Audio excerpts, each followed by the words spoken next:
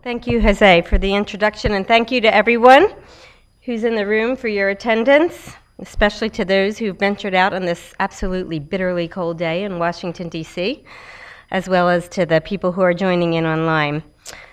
The premise of this work that's going to be presented today represents nearly 2 years of scholarly endeavor, and it stems initially from a study that was conducted by ISNAR started in 2001, termed Next Harvest. That study developed the first comprehensive database at the time of the public sector R&D efforts on genetically modified crops in developing countries, and attempted to analyze the pipeline and status of the research. We're now nearly 14 years later since the time of that first study, and at a very different crossroads with respect to biotechnology in Africa and GM technology in particular. There are many countries who are engaged in the research on a wide variety of crops and with varying degrees of success and evolution.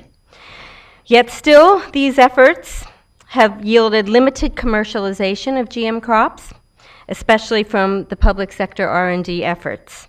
So it begs the question why, and it argues for another Next Harvest type of data collection to reassess the situation in hopes of uncovering some of the additional lessons learned about the agriculture innovation cycle in Africa and for GM technologies in particular.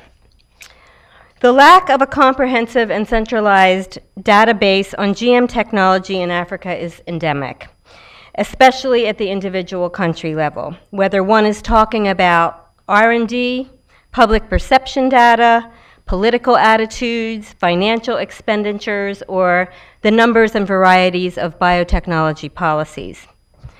Governments themselves do not always have the resources or, more importantly, the sense of immediate urgency to collect data related to biotechnology, especially since in Africa, few countries have direct experience with the technology on the ground, and they have many competing agendas for the expenditures of resources and data collection.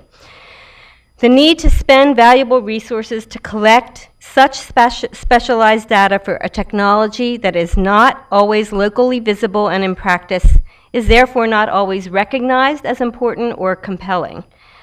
This is, of course, not the case for all African countries. Some have quite a lot of biotechnology research going on in their research institutes and visible in the fields, but even for many of those, with almost few exceptions, except for perhaps one, a lack of systematized data collection about this technology often persists.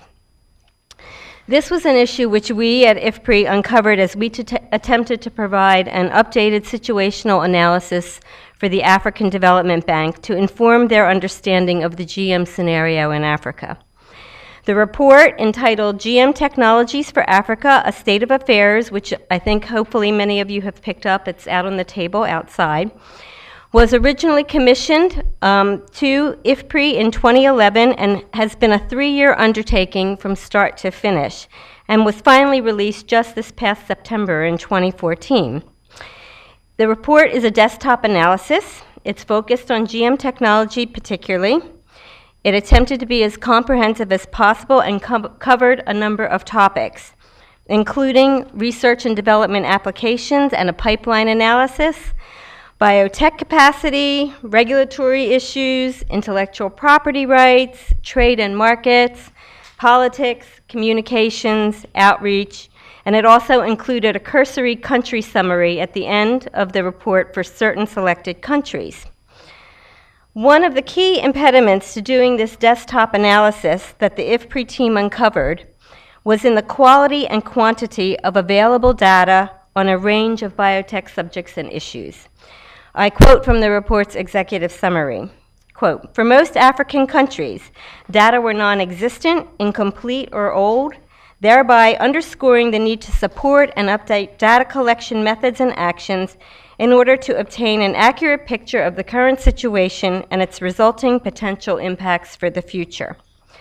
And elsewhere in the report, in the final recommendations, we further elaborate that the lack of accurate and recent data presents an immediate problem for prioritizing action plans and resource allocations, further underscoring the need to correct this deficiency. So I would therefore like to publicly thank the John F. Templeton Foundation for providing the funds to begin to address this issue for biotechnology in Africa in particular. The resultant work that will be presented here today is a start, although by no means a complete solution.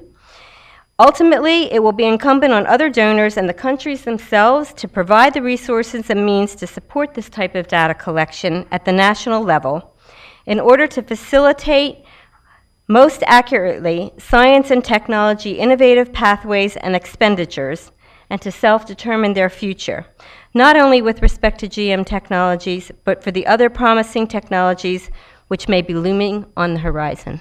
Thank you very much.